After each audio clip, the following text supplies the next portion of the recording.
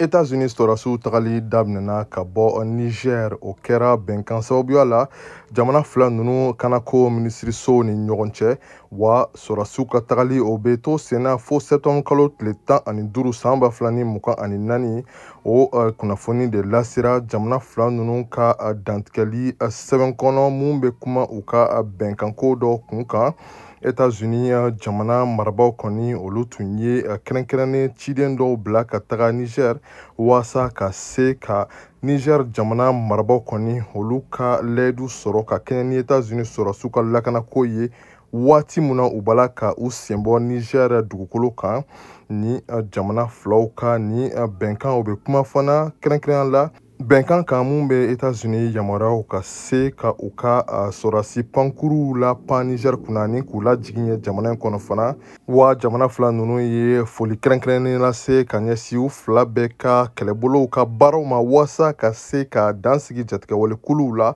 wa u ye foli lase fana ka kɛɲɛ ni Niger jamana kɛlɛbolo olu ka joliya baaraw ye nin waati in na ka faraw ka jamana fila ninnu y'a lase ka fɔ ko hali n'a sɔrɔ États-Unis kɛlɛbolo kɔni bɔra Niger pewu ko o tɛna dan sigi Niger ani États-Unis olu ka bolodi ɲɔgɔnma baaraw la janko waasa ka se ka bɔ nɔgɔ la fɛɛrɛw sabati Niger jamana kɔnɔ.